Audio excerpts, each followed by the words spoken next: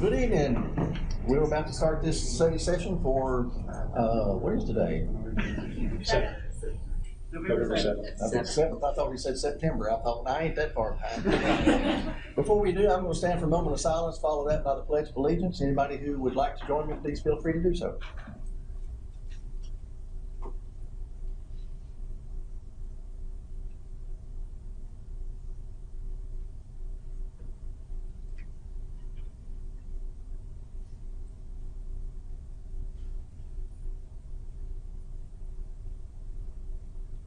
Please join me in pledge. I pledge allegiance to the flag of the United States of America and to the republic for which it stands, one nation under God, indivisible, with liberty and justice for all.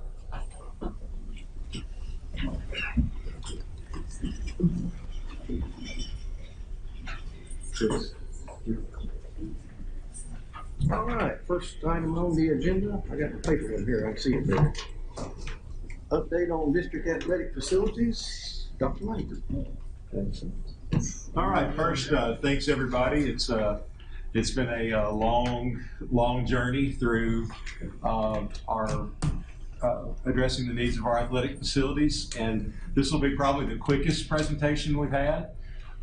First off, I wanted to thank our county commission.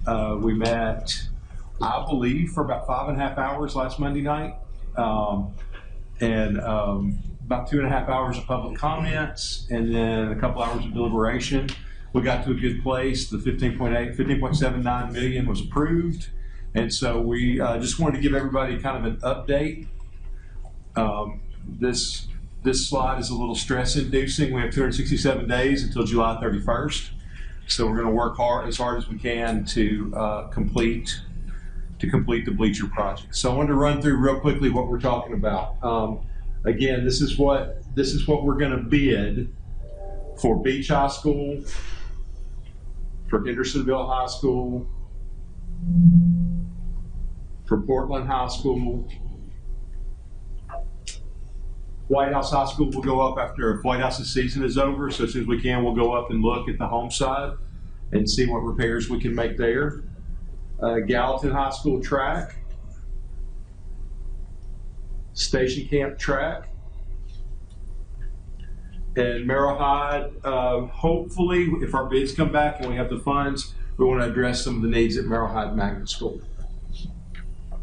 And then want to work on the athletic trainer space at Westmoreland, and then do a campus study to look and see. Westmoreland has about $2 million in projects long term that they've requested, and so we want to be able to start addressing their needs too for their athletic facilities.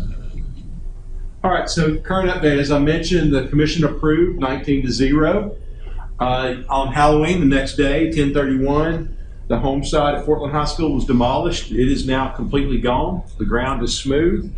If you saw, they had a really sweet ceremony where they turned the lights off for the last time with the old stadium after Portland's last home game. A lot of memories in those bleachers and stands, and it's exciting to see what's going to come next, but it's also at the same time sad to see the home side bleachers gone. I know it means a lot to Mr. Gregory, and we're excited though at the same time to see what we're going to come back with. The Hendersonville High School visitor side demolition took place today. I have a meeting tomorrow morning at 10:30 with our architect to get together. You know, we're heavy in the design process now. Last week we approved the geotech, the civil site, and architectural fees. So I'll be meeting tomorrow with the architect and civil site person, and I'll have, by the time we meet next week, I'll be able to give a little bit firmer update and timeline for where we think we are. We are probably, Portland's season ending earlier and us being able to go ahead and demolish those bleachers. We may go ahead, this is one of the things we'll talk about tomorrow, we may go ahead and run that Portland bid first. We're in a little bit of a tight timeline because contractors don't like to estimate a bid in the month of December.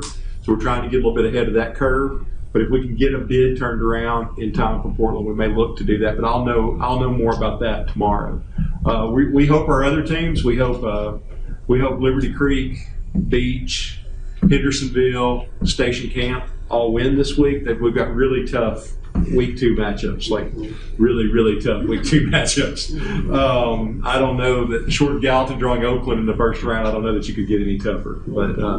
But we're gonna pull for our teams to win again. But that's the update right now on athletic facilities and stadiums. If y'all have any questions, I'd be happy to answer them.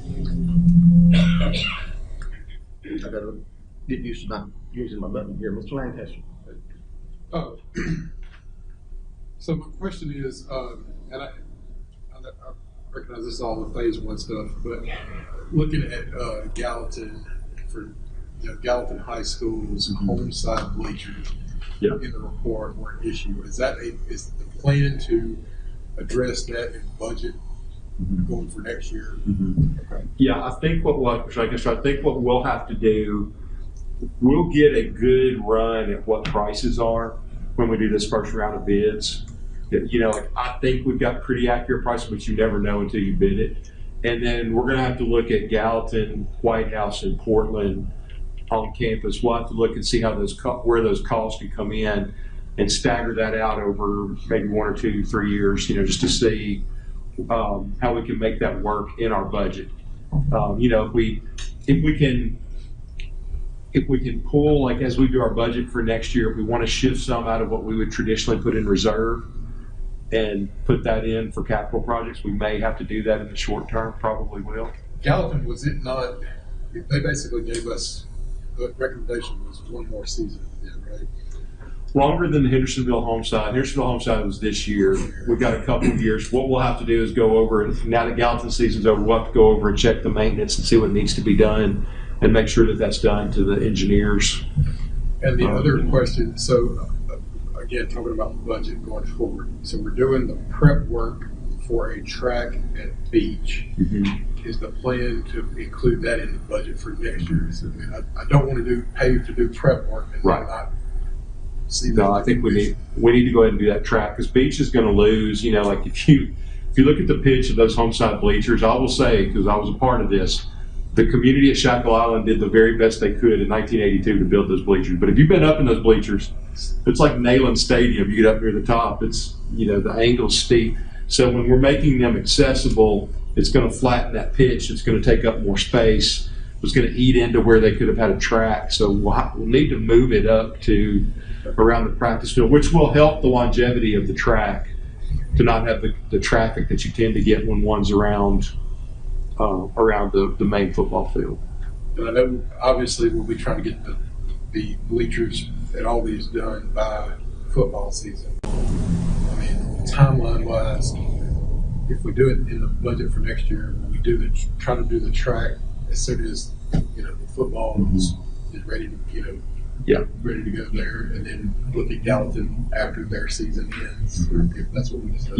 Yeah, I think so, because we would want to use those bleachers on the home side of Gallatin during football season. The biggest thing that the biggest feedback I hear from people is, one Gallatin, where we're still in the worry, and there's been pictures and everything shared online, the condition of that stadium. And also, the beach track folks and cross country folks are, going to make sure that we don't forget about moving forward with that. And if we're going to spend the money to, do the dirt work and everything, just don't want to let that go to. No, I think we're kind of committing. If we're doing the dirt work, we're going to go in and do the track. Right.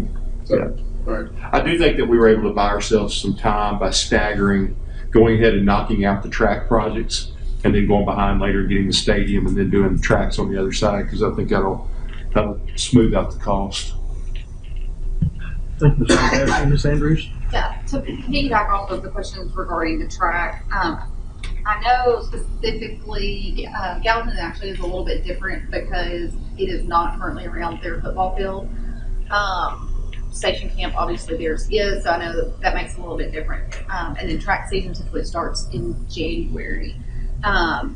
So do we have, this may be something that you follow up with us next week after you meet with the architects and so forth and kind of get a better plan, and if that's the case, I understand. But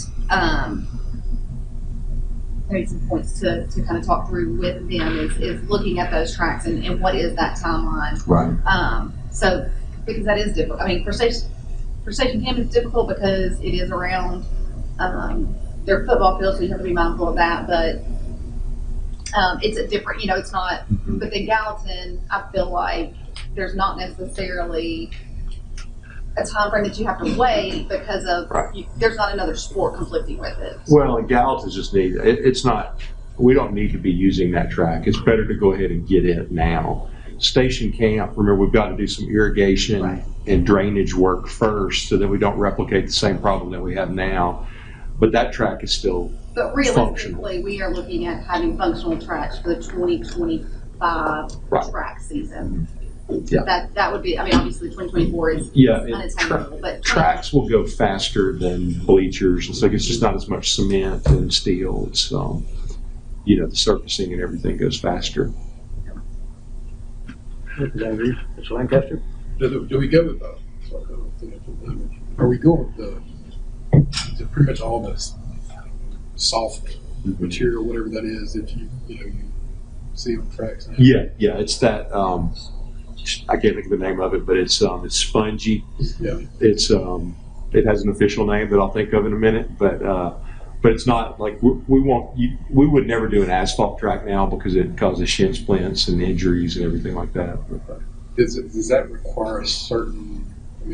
Is there weather issues and putting? I would think there would be. It's going to be a weather issue. It has a. What I'm saying is when you can put it down, like. Oh yeah. I think you would probably. I think you could put that down in the winter time. Right. Yeah. I think they could probably go ahead and start the dirt work and all that, and then have it ready. So, is Gallatin? Do they currently use? Are they planning on using that track this year? Okay. No, it's. I think we go ahead and pull the plug on that and just roll forward on getting it repaired and fixed. It's well overdue being done. We should have done it a long time ago. Mr. Lancaster? Well, don't see no others. Guess we're done with this one. We'll move on to the next one. That's the 2023-2024 calendar. Mr. Young, you have something to tell us? He's going to pass out some packets, and while he's doing that, I'm going to brag on his team for just a minute. Okay. So sitting over here to my right is, of course, Dr. Yawn passing out green folders, Betsy Barber, Jennifer Stafford, Cheryl Collins, and Rachel Sawyer are here present with us, and then David Hallman and Terry Rittenberry, along with 32 other members across the district served on this calendar committee. I'm just really proud of their work. These guys communicating that state requirements is hard, and then making sure that they are met on each of the three options is even harder, and getting 40-something people or close to 40 people to agree on one or two to three preferences is a big win for this group of people. Managing opinions, and they were all smiling, so super positive and a good committee to be a part of. So I wanted to brag on them before he got started to share the intricacies and the ins and outs of the choices. Just know that they have met the requirements on every one of the calendars. They studied several districts to get here and have looked at a million angles. But he'll be happy to answer questions. Just proud of their work. All right, thank you very much. I appreciate the opportunity to speak to you tonight and look forward to hopefully answering your questions. I have a couple of slides that maybe will answer some of your questions that you may have beforehand. As Ms. Skinner mentioned, my team is not a voting part of the committee. All we do is kind of present the guardrails that the TCA requires of the school calendar. So, and we, answer questions like we'll be doing with you guys tonight to the committee. But the 32 members of the committee that you see here on the screen, broken into these three categories, represent all of our communities. The number of people from each community are identified there on the left-hand side. You can see Portland is a little heavy because the high school principal brings the two students that are on the committee. So there were 4 people within the Portland community plus the 2 additional students that came with them to represent the student voice. So if you're wondering why that's kind of disproportionate, that's kind of why the Portland area, and that will cycle off as we move to the next high school representation from the communities. But every community again is represented. in some way. You can see all grade bands are represented. We had 9 from elementary, 10 from middle school, 10 from high school, and then 3 that were K-12 representatives. And then the roles, we had 8 administrators who were either assistant principals, principals, or supervisors. There were 3 classified employees that were brought onto the committee this year, 6 parents, students, I mentioned there were 2, 9 teachers, and there were 4 specialty groups, which included a school nurse and 3 school counselors to make up the committee. So that's the breakdown of the 32 people that represented the voice of the preferences that you were presented last week. So one of the first things we talked about on the committee, when you look at what is required by the Tennessee Code Annotated, there are in a 200-day calendar, I didn't put on here the 10 vacation days that are required for every teacher contract, because then that just, sometimes a lot of information can just muddy the water here. So these are out of the 190 working days, these are the 190 working days. But teachers in their contract do have 10 days that they are paid holidays. As when we had our conversation with the TDOE, that's kind of how they described it, as 10 paid holidays. So 180 of those are classroom instruction days. 5 of them are professional learning days, and 5 of them are administrative days. And these 3 different colored buckets are important, because when we get to what I'm sure many of you have questions about, of what is an instructional focus day, it is a stockpile day, and it can only be taken out of one of these buckets. So when we break it down for the committee, it's important to see these 190 days in these 3 buckets when you look across what the committee came up with in developing the 24-25 calendar. So according to Tennessee Code Annotated, Sumner County Schools, their students attend school for an extra 30 minutes a day for when you add that up across the 180 days, that accumulates 13 stockpile days, which in Sumner County, prior to the recommendation of the committee this year, was 13 snow days, basically. Previously, we have used a single stockpile day in a calendar year approved by the board for professional development on election days, and historically we have used it for a second parent-teacher conference in the spring. But to my knowledge, and I know of, we've never used more than 1 in the school year. So when you look at the stockpile days that add up, I kind of categorize these in the second and third bullet point there. There are unexpected things that could come up with inclement weather. We traditionally look at stockpile days as snow days, but they could also be used with Tennessee Board of Education approval. They can be used for professional development or instructional planning. So that when we see the preferences that have been presented to you, these are all going to be, after you vote on the decision of which preference you have, the Tennessee Department of Education still has to approve this calendar, because we are asking to already preload 5 of those stockpile days for instructional focus planning, which would be professional development or instructional planning. We called them instructional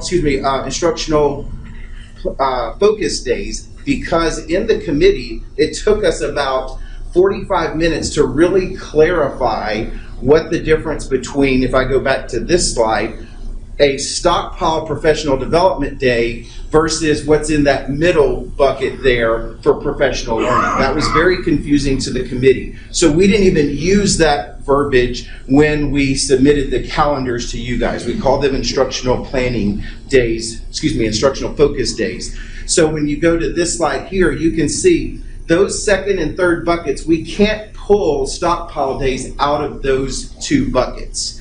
Those are required by TCA. The Tennessee Department of Education would not approve those. They would only approve them coming out of that 180-day classroom instruction day. So I know as your constituents reach out to you and ask questions, these 5 stockpile days have to be approved by the Tennessee Department of Education. And in our meeting with them through a 45-minute to an hour phone call and additional emails back and forth with the person that reviews these to make sure we're in line with what they're looking for, she was very clear that we have to make sure that we justify why we're taking a day of instruction away from the students and giving it to the administration at the building level or district level to do professional learning or instructional planning. Hence, the instructional focus day that we have presented for your approval on the 3 options. So again, through the allocation of those stockpile days, which would be instructional focus days, that will leave 175 of the 80 instructional classroom days and 5 instructional focus days where both certified and classified will be required to attend.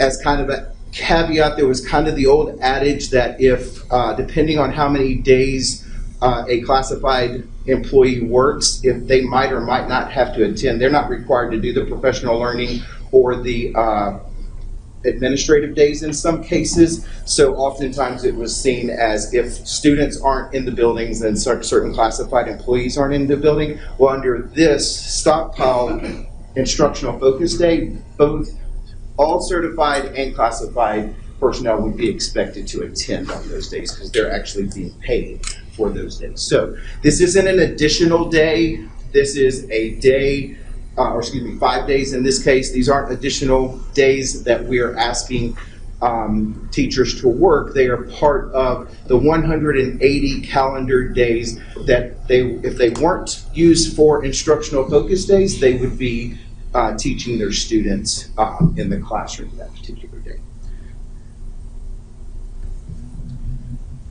So, as Ms. Skinner pointed out, we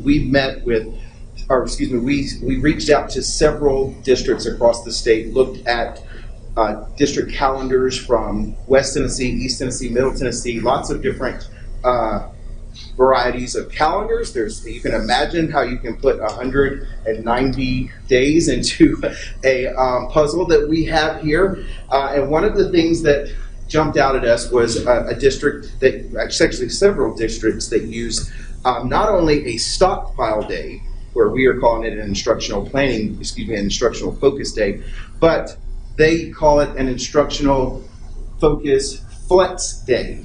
So what this does is it offers flexibility for the instructional focus day hours to be completed outside that particular calendared day or the normal school day. And I'd like to draw your attention to, on the calendars, whether you look at preference 1, 2, or 3, you can look at January 3rd. One thing that was very appealing to the committee was that they liked the fact that they get 3 weekends at Christmas. So they get the weekend before Christmas, and then they get the weekend after Christmas, and then they get the weekend after New Year's. This instructional focus day would be one of the 5 stockpile days, but it could be flexed out to where teachers wouldn't actually have to attend on that particular day. They would just make sure that the hours that they are required to work on that day actually take place. And this is identical to what we use currently for the professional learning days 4 and 5. Again, I know I'm talking about a different bucket here, so I don't want to get that confused, but principals have discretion for that. Very few teachers actually attend professional learning on this year it will be January 5th and President's Day. Very few teachers actually attend professional learning on that day. They, their principals provide things at the building, some do it over the summer, some principals leave it up to the teacher to do what's in the best interest of their own professional growth. This Flex Stockpile Day, Instructional Focus Day, is just like that, except it's coming out of one of our 180-day buckets. We weren't quite, the committee was very nervous about what this would look like. So other districts do more than one Flex Day, and so they just kind of teased the opportunity here for the Flex Day with wants to see how that would work this year, even though other districts use this more than one time throughout the year. That does cause a complexity of keeping up with that. Principals, lead educators, teacher leaders, and assistant principals, depending on who's assigned that role at the building level, already track that for day 4 and 5, so it would be an additional day before it's submitted. But that is where if we use any of the, calendar 1 or 3, they propose that would be a Flex Days. The committee did not recommend that January 3rd be a Flex Day in preference 2. So I just want to make sure that is clear. You could potentially change it. You're the board, you have the final decision, but the committee did not recommend a Flex Day for January 3rd in preference 2. So that wanted to make sure that was clear on how that was, because that particular team that pushed for preference 2 wanted just the instructional focus day, not to have a Flex Day.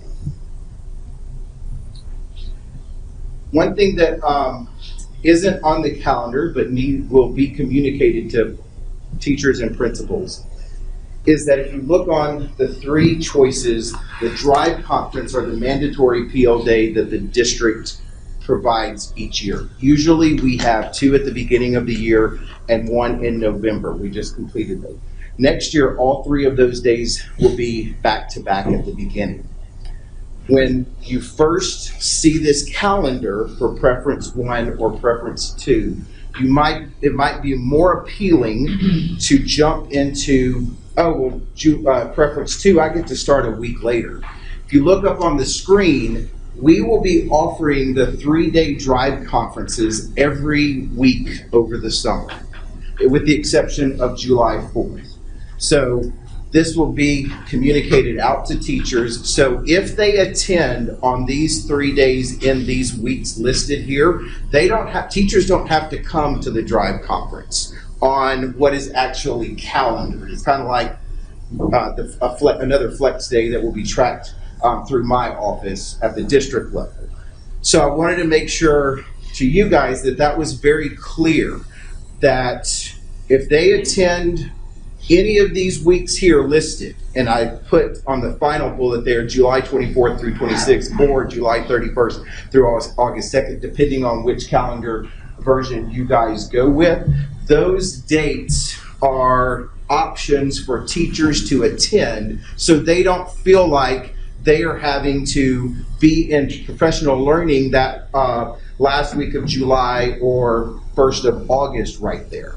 So if you look at some of the appeal at that point, then you open up the door. Well, if I knock out the drive conference over the summer, then I don't have to show up till the 29th, and I get that Friday off of that week.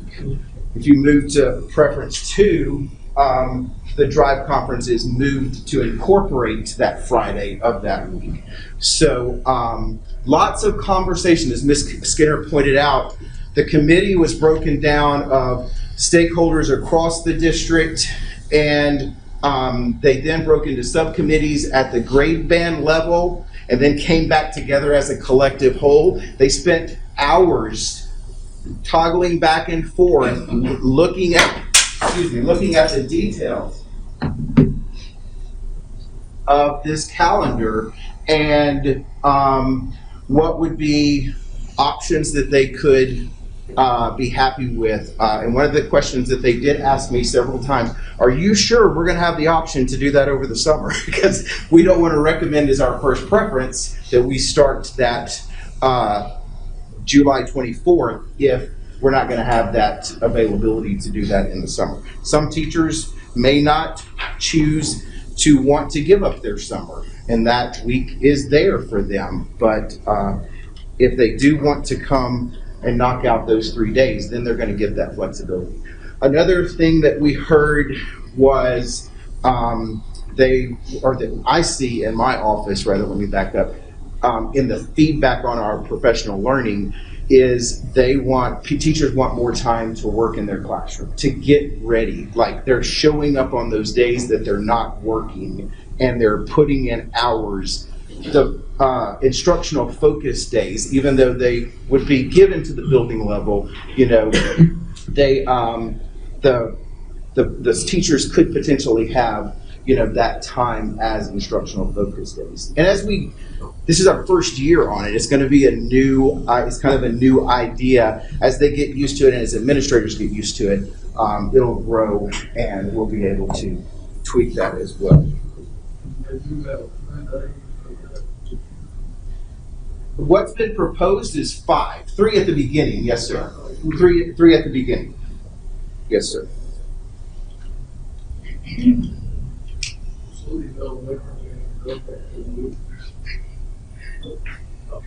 Yes, sir.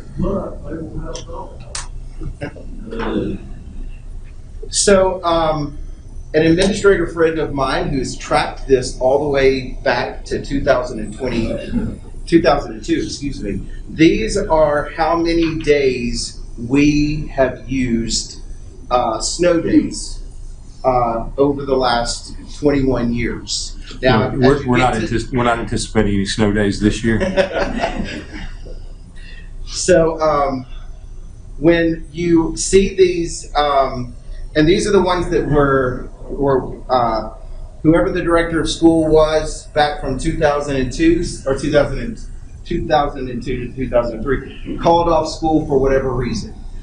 It gets a little weird when you get into 19, 20, 2021, 21, 22, because some of those days were used when we were closed for COVID.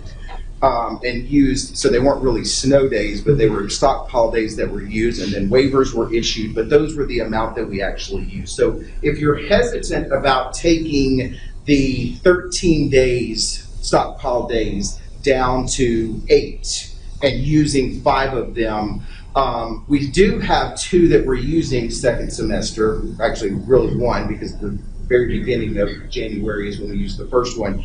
But that still leaves us with 8, and you can see, with the exception of the COVID years, that those were not used for really snow.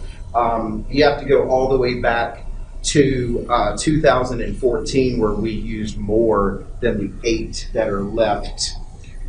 And then you can see, I think the administrator that gave me this told me that the average was like 4.2 or something. Y'all remember what he said? Excuse me, 5.2. Somewhere around there was the average when you divide all that up. So that's kind of a snapshot. I'm sure there might have been some concern when you see 13 drop to 8, but we don't traditionally use those days. And then I know one of the items of the front that was a conversation with the committee was they love November 1st. And the committee they had the option to present you with that. So I don't want to say none of them wanted that. That wasn't the case at all, because one of the first things we do is we talk about the current calendar, what they like and what they don't like, and what concerns have they brought, because they're encouraged to talk to their peers and bring that information. And we have not, just from some historical standpoint, I believe, Ms. Andrews, you introduced it several years ago. From the first year that you introduced it was not an election year. The next year, Halloween fell on a Saturday and we had Sunday, so we didn't have to worry about it. And then the next year, which was not an election year, we got to do it again. So we got to do it for 3 years in a row. But since then, every other year has fallen on an election year. And it really just falls into what did the committee feel was in the best interest? Because when you get into second semester, if you look, there's no wiggle room. I said this last year and the year before, and I'll say it again. The calendar is really tight right now because of when Memorial Day falls. It's early in May, and next year it's even worse. This calendar year, we had a leap year, so we had an extra day in there. So it really gets tight in second semester because of where Memorial Day falls if we're trying to wrap up the calendar by Memorial Day. So keeping that in mind, with it being on May 26th, that really boxes us in with what we can do with those days, because they're already hard to get the days in the first semester because you have a full week for fall break and a full week at Thanksgiving. And therefore, there's no wiggle room. If you look there, there's nowhere else to put a day.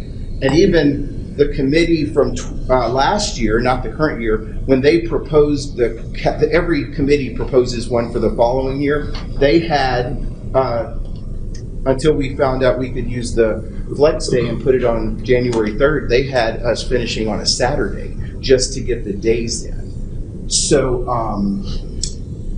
I think that's all that I have prepared. What questions do you have for me? Is there anything I can help?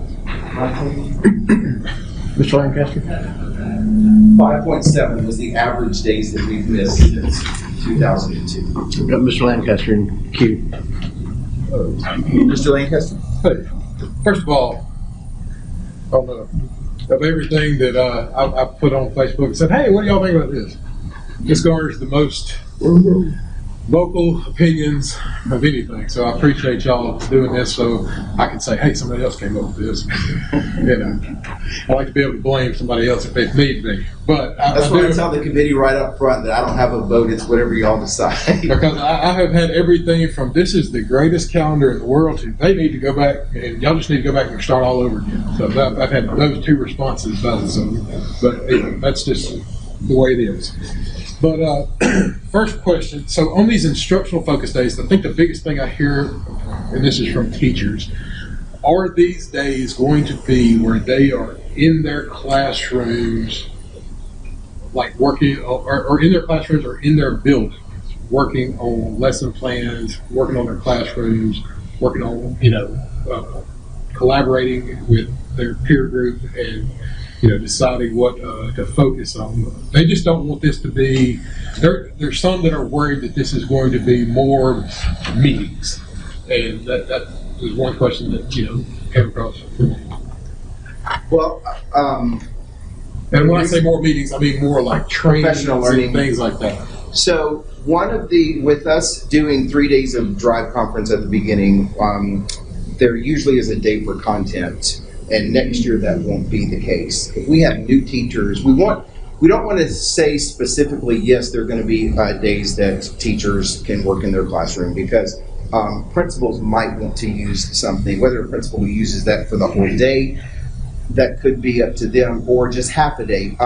And we could, I know with the new math curriculum, if we get when we get new teachers next year that have never been exposed to any of those three curriculums, they might need an optional day for us to offer that. So it could be something that we do at the district level. We haven't ironed out all of the specific details of what that is. That's why it's called an instructional focus day. I think the preference, Mr. Lancaster, would be to keep that as close to the building as possible. Okay. But there may be, like I think, for instance, the feedback that we get a lot is we've tried to shift the conversation on, we have lots of data on students that we want to use to help them improve. But what we don't have is a lot of time for teachers to be able to work together, to collaborate, especially in middle school and high school, to be able to collaborate, to be able to figure out what to do to help those students, because our days are typically congregated at the first or the end of the year. So trying to sprinkle some of those through the year. The other thing is that the 3 drive days are going to be heavily focused on developing a common language. Like, for instance, the other feedback that we've gotten over the last couple of years, especially since COVID, is student needs emotionally, behaviorally, things like that. So we're working on how do we give teachers a common language on, like, if a kid comes in and they're escalated, what do we do to bring them down? So the 3 days are going to be focused on developing as a district common language and practices on how to do that. So it'll shift some of that. Jeff, cut me off if I get off kilter here. But principals will need some of that time to work with their faculties on some initiatives that they might want to do locally. Instead of it, I would say that the majority of the district time would be on things like, some of the feedback that we've gotten in the past is I'm a new teacher to Sumner County. I get hired on July 18th. I'll walk in and there's a brand new math curriculum. All the other teachers in my building have trained all summer on it. I haven't had time. We may need to pull some new teachers for part of a day or something like that to give them some exposure to that without them having to come after school or not, or trying to work the training in a different manner. Jeff, is that kind of? Yeah, and also keep in mind, we have to have these approved by the state. Right. And they want to see, like what Dr. Langford said, I have to submit an agenda. Like, this is what we're doing on these days. But for March 5th this year, we submitted an agenda of what that day is going to look like. And the TDOE reviews those. So we can't just say, that's what we're calling instructional focus days. That could incorporate some classroom time, but we can't just say you're going to have 5 days to work in your classroom. That it will have to be for, like Dr. Langford said, the data component or the professional development, because that would be, y'all would have passed it, we would have released it, even though we will have to put pending TDOE approval until they approve it. And unfortunately, they don't start taking submissions for these until late January, early February. So we don't want something that y'all have passed and has been out there for 2 months to be rejected. So it has to be very craftily worded here on the instructional focus. But there are a lot of other districts that do this. Oh, go ahead, Frank. Yeah. Teachers say in their classroom they likely are referring to planning and PLCs and data and getting instruction ready for when kids come, not just getting their room ready. So these instructional focus days will be, in my opinion, built around getting lessons, looking at data, preparing for kids to come in time that they might not normally have before. I think the biggest feedback is in the building. When I say the classroom, I mean in their building.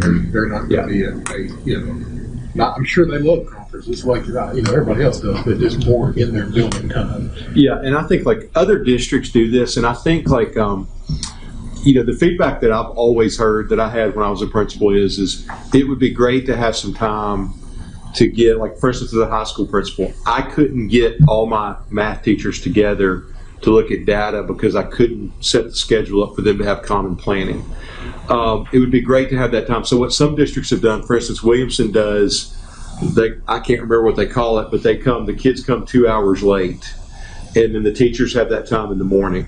The problem with that is that it's really hard for parents to plan. It's easier for parents to plan for a day than it is to plan for a series like a once a month 2 hour. I think it's better if we put it on the calendar. We can share that with parents and then they can plan around it. And I think parents now have enough youth sports, everything else to be able to accommodate that for trips and things like that. But if we can share that ahead of time, then it's not as much of a burden on parents for childcare. But other districts, like I know Collierville, I think, several. Germantown, Bartlett, and Arlington were some of the ones that we spoke with. In addition to Robertson County, we looked at Knox County, we looked at Hamilton County, and Williamson County as well.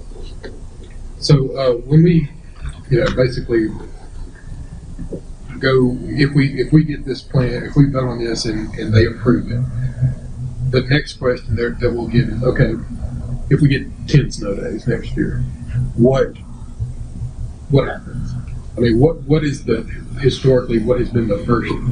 So how we do it? Do we lose President's Day if it's still available? Yeah, I think the first thing we would do is lose, like Jeff mentioned, there would be one later in the year. We would lose that instructional focus day, and we would just reclaim that as a school day. We would, the problem that you run into with calendars is that if we're going to continue to end before Memorial Day weekend, you can only count to 180 so many ways. And, you know, if we take the week at Thanksgiving, so yes, I mean, if we hit like, I mean, one of those where it's like 22 days or something like that, we would just have to add days at the end. I mean, I can remember as a child, we went some Saturdays for half days. We did some things like that. But I feel like if we hit something crazy where we hit 20 or 22, a lot of times what's happened is the state will let us do a waiver and, you know, just opt out of that. So, but I mean, you know, like honestly, some of the snow days we've taken over the last 10 years, you know, if we were sitting at day number 7, we probably would go to school. You know, we always want to err on the side of caution, but you know. And I guess the only other the suggestion that I get or that I have is, can we please put on this calendar the last day of school? I'm sorry.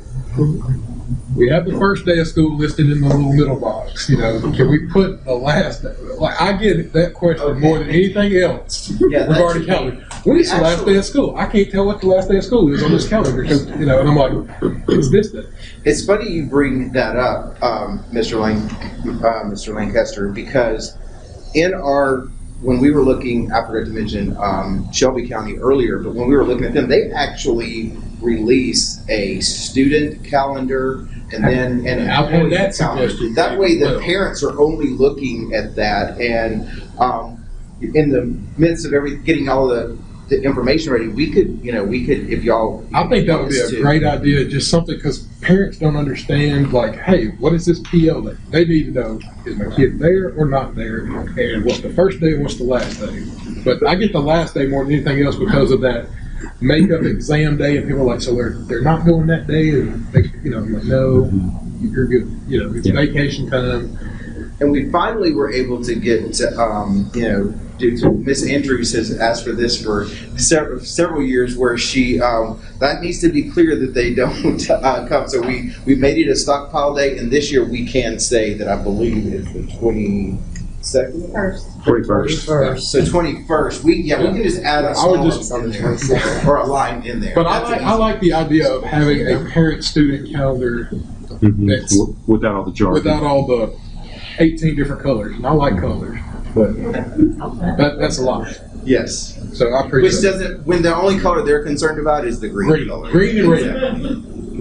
Yeah, green and red. Thank you. Thank you, Mr. Lancaster. Miss Andrews? Yes, Jeff, it's our last one. You and I have journeyed this for a number of years. This is one of my favorites, where I geek out and love looking at the dates and trying to figure it out. Try to improve and find those things. So I just want to say thank you to you and your team. I've spoken to a couple of people who were on the committee, and when you have 3 elections in 1 year, I mean, obviously not the same school year, but just in general 3 elections in 1 year plus a leap year, it really makes the calendar do some wonky things. Yes. So I appreciate the time and dedication with that. I appreciate the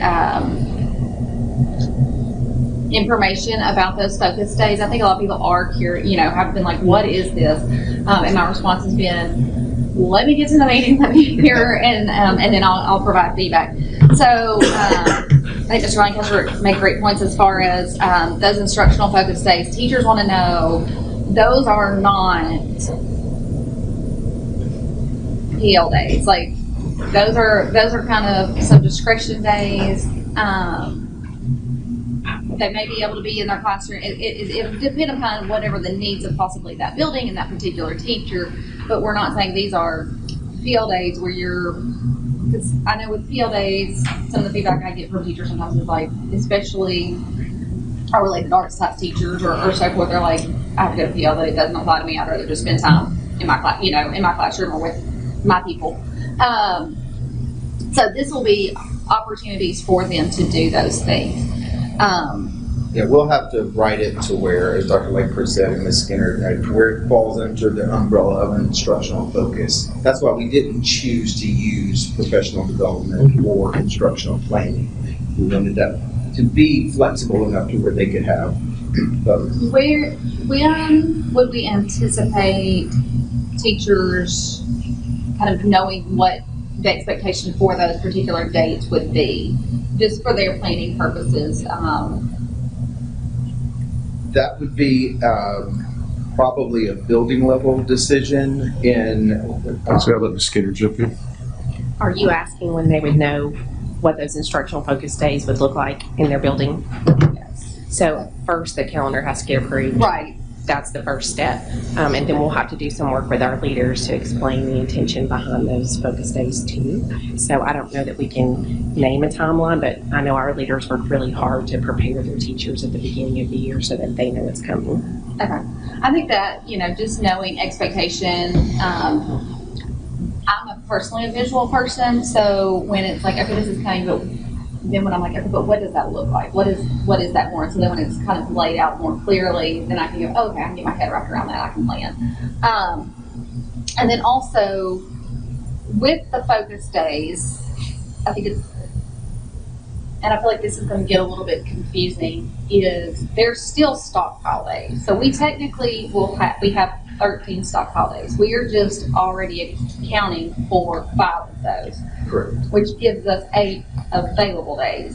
But for instance, hypothetically speaking, if on January 3rd it's extremely cold or we have snow and we would, if that day wasn't there, would call it a snow day, we're not taking one of the 8. That would just convert out of Right, it's already a stockpile day. right. Mhm.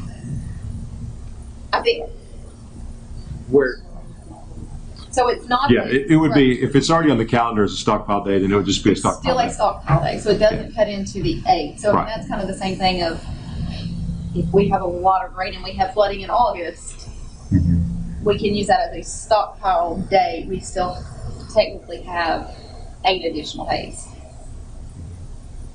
Correct. Yes. If we're I'm gonna, like, I if we understand that, but I basically do think told that's teachers going to be don't come. confusing. No, I understand what you're saying. Yeah, so we basically, if Dr. Langford called off school that day to where it was not safe for teachers to be there, then that would count on, you couldn't stack the 2 on top of Right. each other. You would just use that and you would still. It would still be good. And then, if a teacher did not have their time and they did have to come on the flex day on January the 3rd, what does that do our principals? Because I know that our principals who are on a different schedule, kind of as far as when they come. So, are they going to just end up coming to like a new building because everybody else in the building has made their time, or? Is that a day that we expect principals to be back in the building? No, the instructional focus days, everybody will be in the building. No, I'm talking about specifically that flex day in January. Gotcha. Like, For preferences 1 and 3. correct. Okay. So in looking at some of the West Tennessee calendars and Williamson County's calendar, they actually use the first 2 days of the Thanksgiving week as flex days. The committee Now did you're not coming. like the idea of asking, because you're right, if somebody has not attended, has not made up that time yet, and those were flex days, then the expectation would be that a principal would be there for those students. So they stayed away from that. Williamson County, for fall break, they have professional learning on the Monday and parent-teacher conferences on the Tuesday. So the students get a week off, but the teachers only get the last 3 days. Our committee did not want to touch either one of those. So they had to get creative as to where those days fell if we were going to honor what was already established for fall break and Thanksgiving break. But Jeff, my understanding from talking with payroll is classified employees would have to attend the flex days. Because that is a paid day for them. They would have to attend the flex days from what. We'll work that out and explain that to everybody. That's not going to be something like, I don't want to go down the weeds that much on there.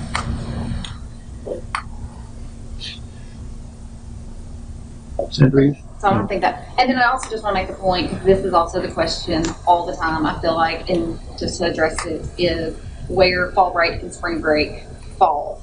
those are just, those we typically, because everybody's like, that's too late or that's too early, but it falls at the natural break between the 2 9 weeks of both semesters. So that's where those fall. We're not just like picking numbers and going, hey, we think this is where it is. This is the natural, we've had 9 weeks.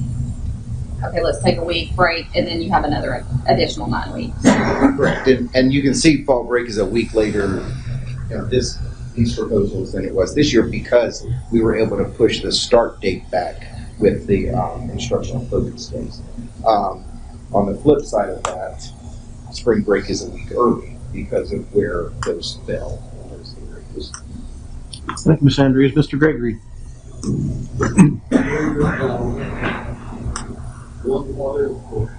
Okay.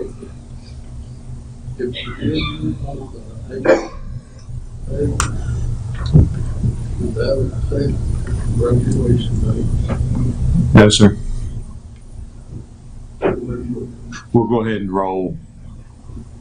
Yeah, used to when it affected graduation days, we had you used to have a seat hour requirement. That seat hour requirement is not there anymore. So we wouldn't, we're kind of, with over half of our schools graduating at Long Hollow, we're kind of locked in there, and people have made reservations. And as I have, the kids made it through 13 years of Sumner County schools, and they get an extra day, we'll give them an extra day. I think we'll be fine there. No, once you hit about May 1st with seniors, they're August 3rd. Thank you, Mr. Gregory.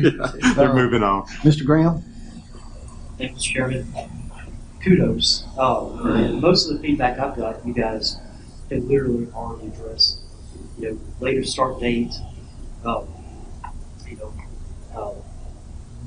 The teachers are reaching out. I don't know that any of them knew about the flexible drive time and so on, right? No, sir. Yeah, this is the first public announcement. Yeah. Internally, we've discussed and made sure, so that's why I wanted those dates on the calendar or on the presentation for you. Yeah, I think that's going to fit a lot of minds for sure. When do we discuss the union calendar? So we usually, like what we do is we approve this one, and then Mr. Taylor will take, so it usually comes in December, he will usually take this one and he'll set the union calendar around it, and then we'll approve it in December. And it's basically just adding a week to spring break and fall break. Sometimes what he'll do, Jeff has been really masterful at this. What used to happen is the union calendar would come out and we would realize that we had scheduled all the teacher training when union was in school. And so we always then had to kind of retrofit and come up with ways to support union. What Mr. Taylor's done a great job of is he kind of sets their calendar by having a month to look at the district calendar for the other schools. He can set his up, and Jeff's done a great job of building in a lot of flex time, so it lets us still meet the needs of the union teachers, even though they're on a different schedule. But yeah, it's basically, an extra week at the end, an extra week at the start. And we did have a representative from the union on the committee to make sure who, so they're probably already wrapping their head around what they want. I love it. So you mentioned Bartlett and Germantown. I think you've gotten a lot of feedback from those systems, particularly as well. It's that 75-day calendar. Is what they're doing already is stockpiling flex days, which is incorporating them? Yes, sir. What you guys are presenting tonight? Yes. Okay, so 6 of one, half a dozen of the other is how they. Yeah. That's their secret recipe. And yeah, exactly. That whole community there, because there's several municipalities, school districts. Right. Ms. Barber and I actually spoke with the representative of the calendar committee from Germantown, and Ms. Stafford spoke with Bartlett, and they are all very similar, but they're all 175, and then they actually use 4 flex days. We're like, okay, let's figure out how the stockpile days work, the instructional focus days work before we branch out. They've never had any hiccups with the state. Correct. I'm actually working with them in communication how they worded their agenda that they have to send in if there's flexibility when they can actually do that. So we'll have that ready to go with those applications. What's the thought process on January 6th being the administrative day and start school on Tuesday? So that allowed, there were again 8 administrators on the committee. That allowed 6 of them were building administrators, so 3 principals and 3 assistant principals. That gives them,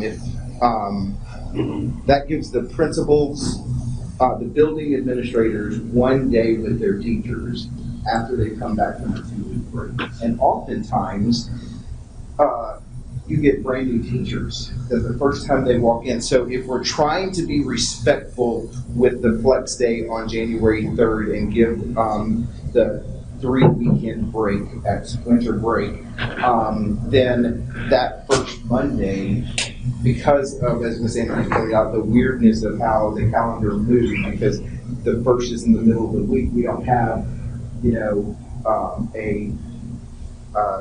depends on how the calendar falls, we could work that into the previous week, but that makes it really tight. So to answer your question, sorry, that gives those buildings a day with their teachers.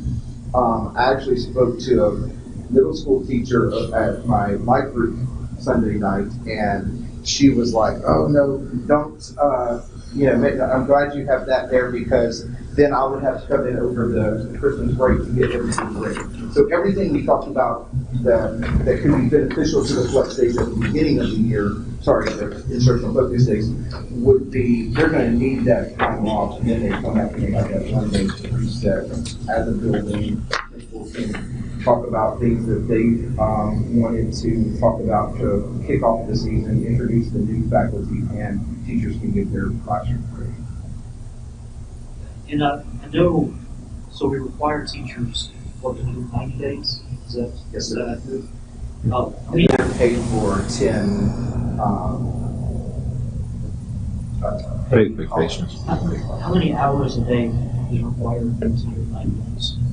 So it's teachers, administrators, everybody are exempt. So there's not a specific hour. Usually an instructional day is 7.5 hours. So it's for about 7.5 hours, and then 30-minute lunch. Okay. And how much of that is actual instruction? So it depends on your grade band. So for instance, like in high school, you would have most teachers teach 3 blocks. So that's 4.5 hours of direct instruction, an hour and a half of plan, 30-minute lunch. Because I'm just throwing this out there. If we are adding time to our instructional time to create these flex days, would it be possible to look into, if we don't use the stop call days, flexing out pay for teachers at the end of the year for that extra time they've been working instruction? No, it's not extra time in the day itself, but it's extra instruction time that they have put in the effort. Yeah, unfortunately, the state says no on that. We asked that specifically, and she said, and I'm paraphrasing here, you can use them how you want throughout, as long as you're reasonable. If you submitted something and hadn't used any of your 13 and wanted to take the last 13 days off, you can say no. So unfortunately, you can't do that. Probably 15 years ago, they let you do that, and you would see districts take Fridays off in May and things like that. But I'll be honest now, with the way May is compressed with AP testing and graduation and spring sports and plays and things like that, it would be hard to compress that schedule much, even if we could do it. And then on November 1st, if you looked outside and saw there was just too much cloud cover, I think people would be okay with that. Being one of the 8.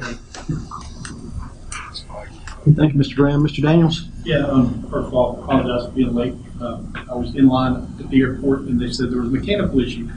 So I learned that it takes approximately 45 minutes to change out and replace a coffee machine on an airplane. It's very, very important. But I do want to thank Mr. Lancaster, Ms. Andrews, as I was listening on the ride in. We're asking about the Gallatin track a little bit earlier, because that's a question that I've been getting as well. But a couple of things I did want to mention about the calendar. Mr. Graham mentioned the 6th.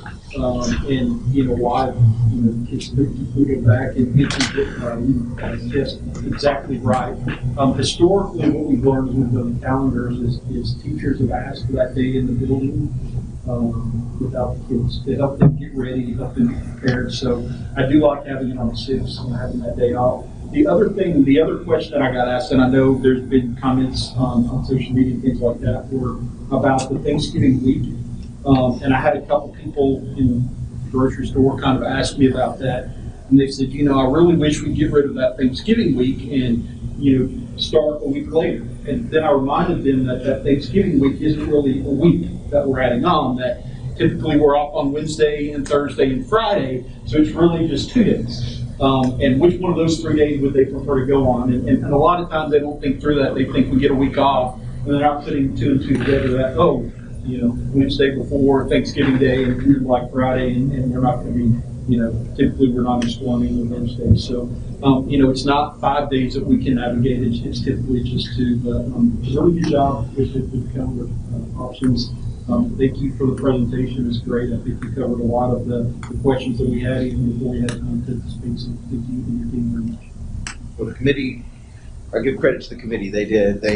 If you were to walk in and see, they really toggled back and forth and stood up for what they wanted, and to collectively bring 30. We had 30 people attend, and then there were 2 others that couldn't make it that day, but were given the opportunity to provide feedback. It was neat to watch. Thank you, Mr. Daniels. Mr. Lancaster? So I'm looking at between option 1 and option 2. Initial feedback I got from most teachers, they like option 2 the best. I don't think they knew about this drive, flexibility that you're kind of telling us about tonight. So looking at option 1, August 2nd says no school. Is that no school for teachers, anybody, right? Correct. Okay, so they would go back. Granted, I'm taking the drive out of the thing, so they can kind of flex and do that anytime, or not anytime, but at several different options during the summer. They would go back for the half day, and at a half day they work on the registration nights. It's the 2 nights, yeah. It's usually like 4 to 7, 5 to 8, something like that on those 2 nights. And then they would go the 31st and the 1st would be that first instructional focus day, and then be off the 2nd. Correct. And that calendar also has the 3rd as the flex. If they did this, if we go with option 2, you would go the 2 registration nights, but then you could be off the rest of that week because you could have taken that at other points in the year, correct? I'm sorry. Correct. Right. And you start on the first instructional focus day would be the 26th. Right. But this one does not have a flex instructional focus. I guess potentially we could say, hey, we're going to do this that day as a flex. On January 3rd. I'm actually looking at the 26th. Oh, okay. Of July. Of July. Since that one doesn't have. Correct. There were no flex days recommended on preference 2. So if you were going to offer. Because the other feedback I got from that one is, you know, why would we start on a Friday when, you know. It literally is a puzzle to get the day in. Yeah. That, you know, I mean, they had to put it somewhere, and that was where they. I'm gonna hop in here too. Like as a teacher, starting on a Friday when you have your students for the first day, you can work on routines and procedures. They get acclimated a little bit, and then you have the weekend, and then you see them again on Monday. As an educator, it's really nice. Right, but this is what I'm talking about. So flex day. This is the Friday that's like prior to school ever starting. Yeah, this isn't. Yeah, I've had that conversation. People, they do like starting midweek or later in the week, but this is just simply that July 26th day. And if you went with that, you know, but. And trust me, they dug into this as much, you know. Yeah. Again, I'm just trying to keep to whenever, like, I'll get more feedback, you know, now that the drive conference issue is laid out. It's just kind of that, but that's kind of the 2 differences is like you got these days off, but then, this one you would start. Everybody's just basically like, when do I have to start? Yeah. Right.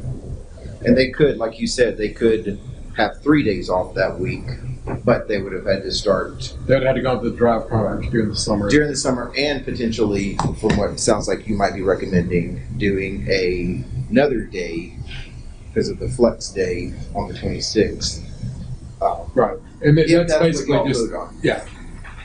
as a hypothetical. I think, I feel like after hearing this, the majority might come back and say, option one is what they like the best because they got that flexibility. But I just want to be able to answer that question because that's the biggest. And the reason why the committee really liked the 2nd of August off is that oftentimes, even though they have, and the option to use the instructional focus days is that oftentimes they were in their classrooms on that day off. And now they have the 1st and the 5th and 6th, even though there's probably going to be a little bit more structure, they'll at least have most likely some time, even though we don't know exactly what that's going to look like for the makeup of an instructional focus day.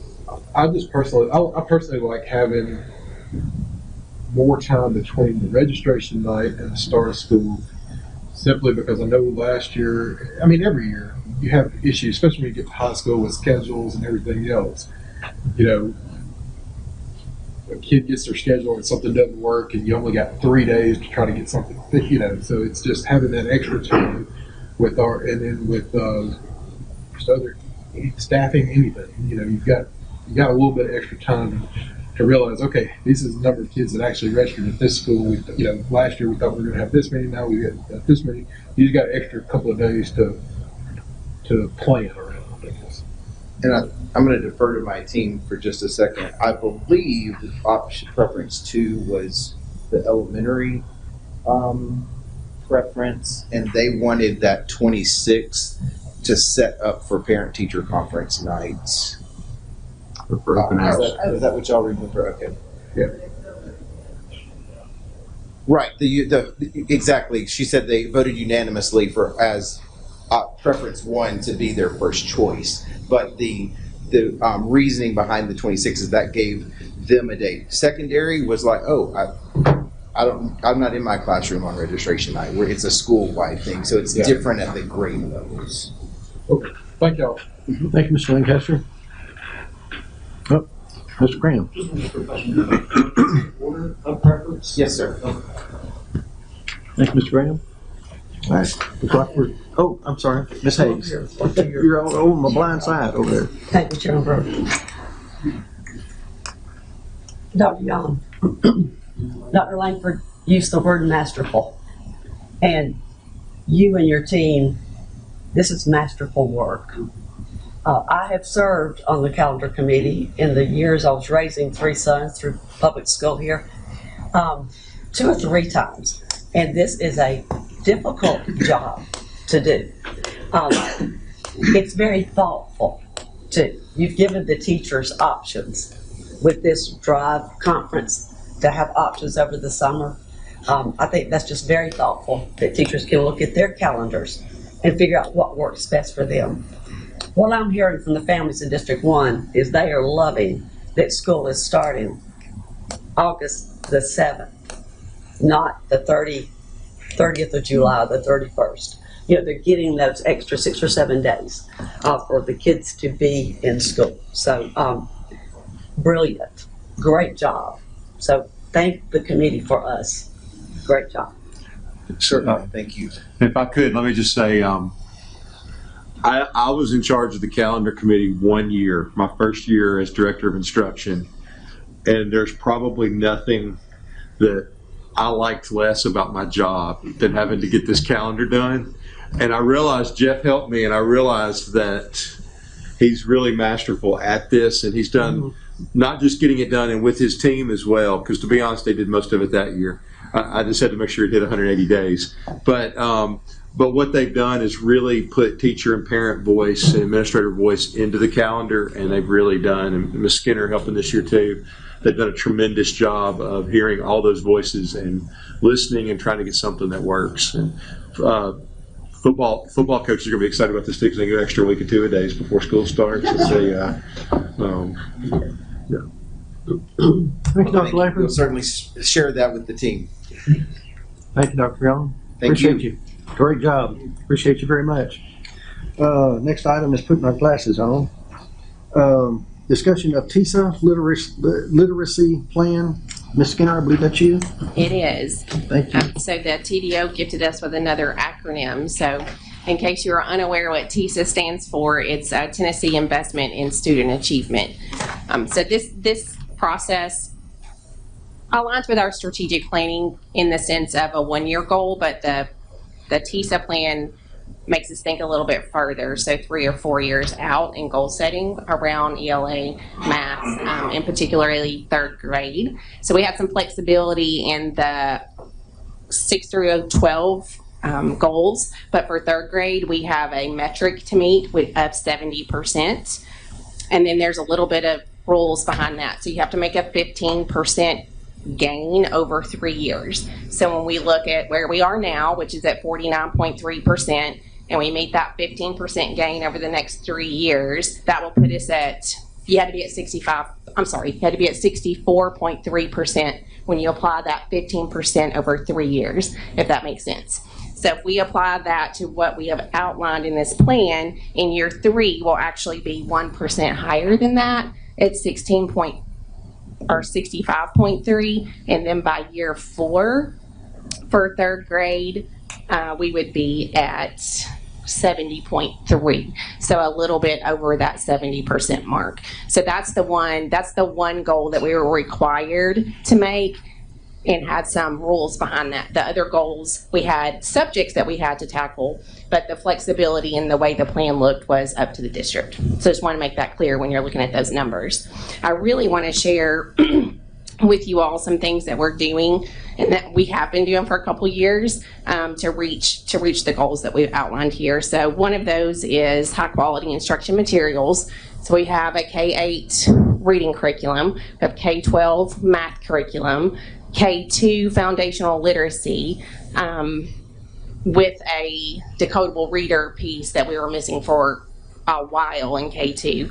That systematic reading system of foundational literacy. Those, when you implement those, I think we're in year 4, it takes a little bit of time to see the fruit of that labor. You have teacher content knowledge, you have students developing year after year, and so we're really excited over the next couple of years to see how that is paying off.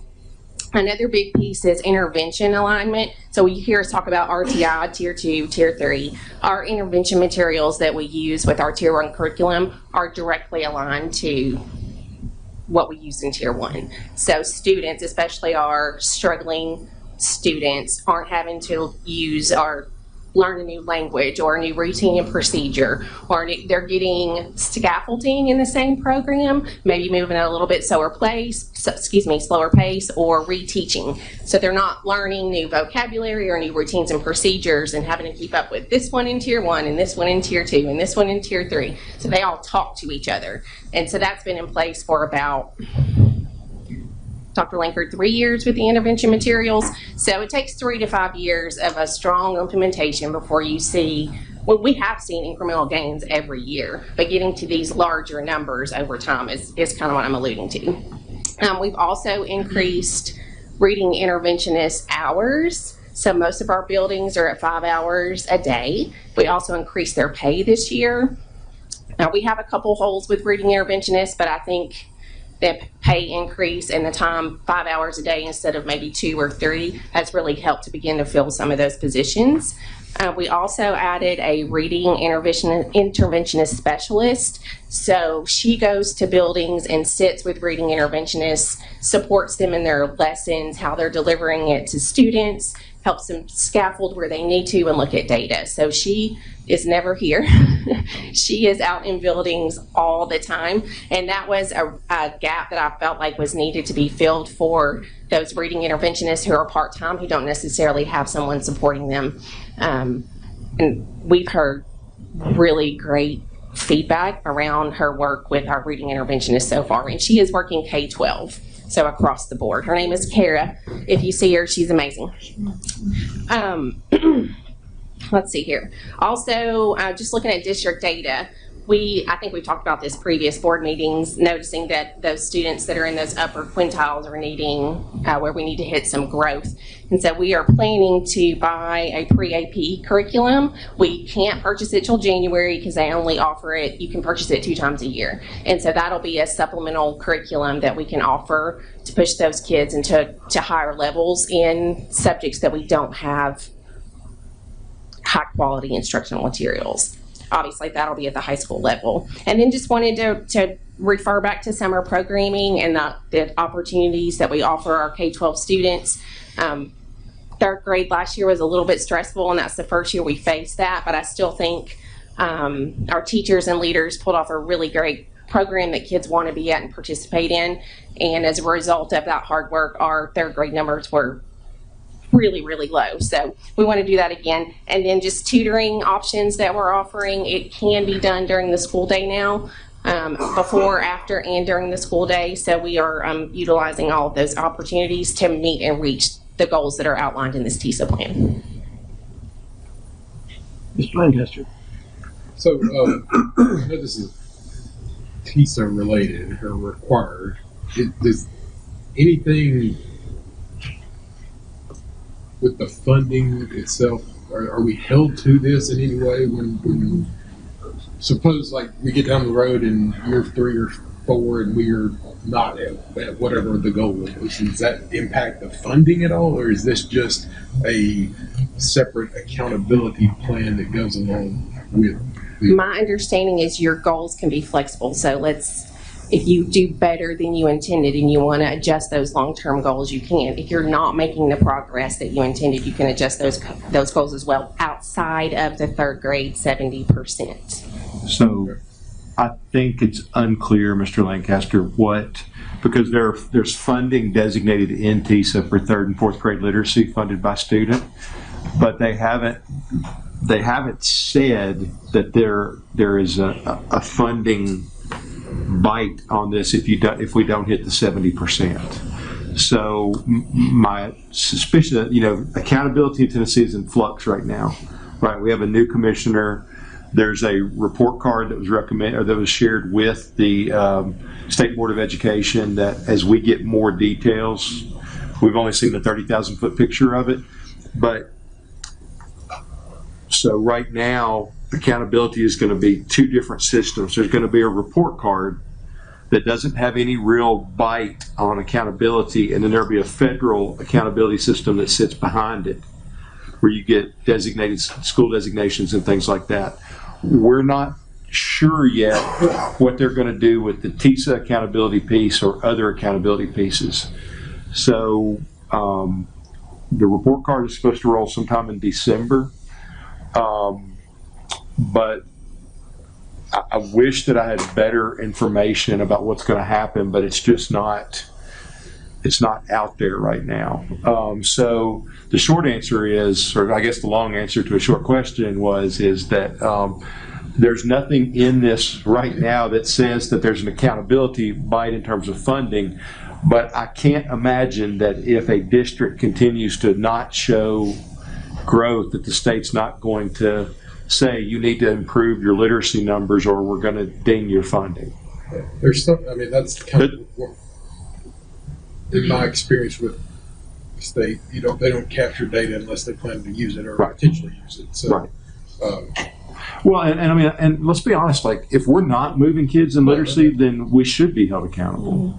I just didn't know if there was a plan, if there had been a stated plan of, some states have done in the past, my home state being one of them, where you didn't, if they did the report card thing, and that could impact your funding. If you were a C or a D or a F or whatever, you would, get funding cuts and things like that. I just didn't know if that had been something that had been. Yeah, they have not introduced that they've not introduced that as an option, but I think it's certainly, like my understanding is that the conversations have been if there's a long time lack of commitment to changing and growing, that it would be on the board for conversation.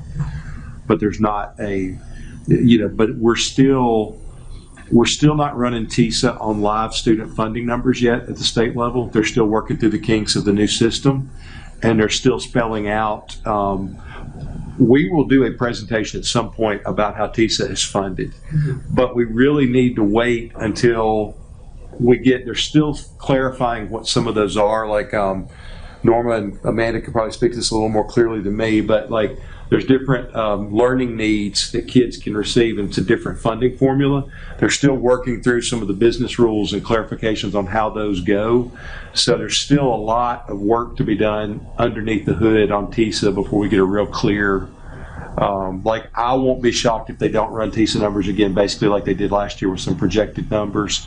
I don't know that with rolling out, they took 4 or 5 different systems that we used for like IEPs and 504s and English language learners and different things, and they combined them into one big system.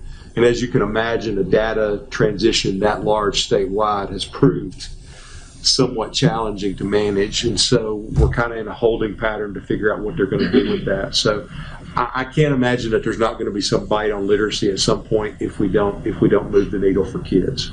And do we each year?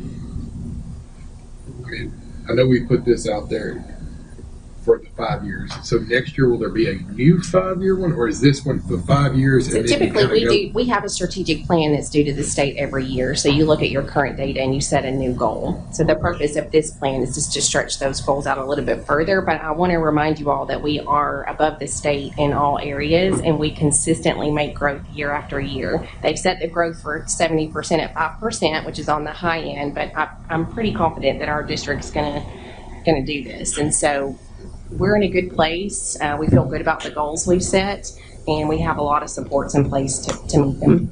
Yeah. And I don't, Mr. Eggers, that's a question that we asked our state person that works with us, and I don't think they were real clear. Like, we have to submit this plan each year. My guess is that you would slide it up a year because you'd still have to be a 5-year plan. But you would just update it with the data. And my guess is they will put a box under there to reflect on, did you make the growth you anticipated last year? If so, what did you do, and how do you plan to expand? If not, then what do you plan to do to make up?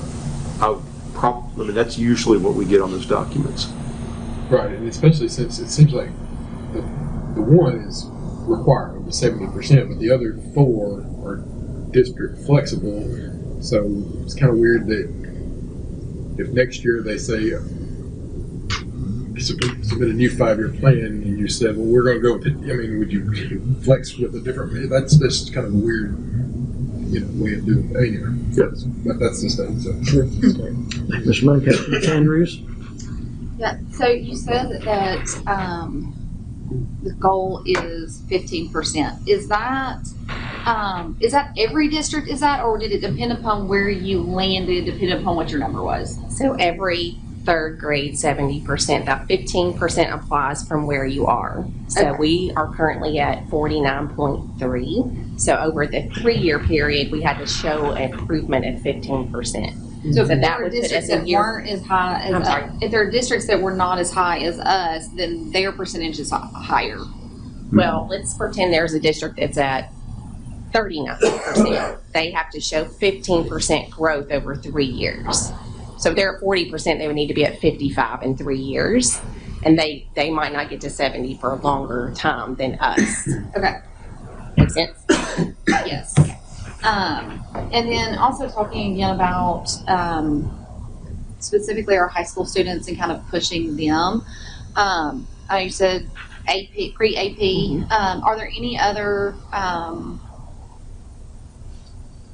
metrics or programs or anything that we're looking at? I feel like obviously being in contact with a lot of high school students, that there is this mindset of not taking a more rigorous course because then it'll be easier on them, so then their GPA is higher, so then their possibility of getting into college is better. And there's some validity to that. But I also think, nope. But I think once they get into college, nope. It comes back and says, I'm saying, I understand them wanting to take a not as rigorous course so that their GPA is higher, but once they then get into college, had they taken the more rigorous course, they would have been more prepared. That's what I mean by that. So, But I think what you would see is the more rigorous courses result in higher ACT scores and better opportunity for college. So how are we communicating that to parents and students for them to understand it's better for your kid to have a 3.5, 3.6, 3.9 GPA, but they've taken more rigorous courses and pushed themselves in, like I said, maybe have a higher ACT score versus them looking on, well, my kid has to have a 4.0 because then this college is going to recruit them. Like, we looked into ways to communicate that out to parents, either resources or so forth, so that parents along with our school personnel are showing kids that they need, if they can, they should do more rigorous courses. So I think that you've seen that with the taking off of AP classes. You know, our numbers of students participating in AP classes is significantly higher over the last, say, 5 to 6 years.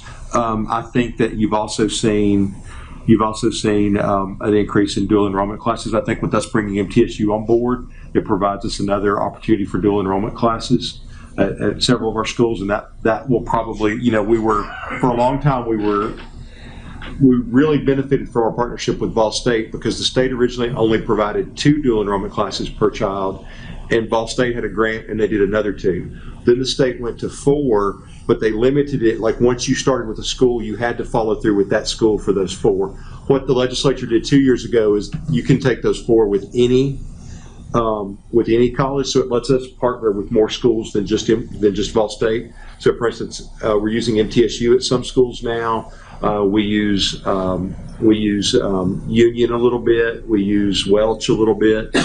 You're going to see a lot more opportunities for kids to get some of those. So I think part of it is I know, Ms. Skinner, you can jump in here. You know, they've been working on expanding opportunities.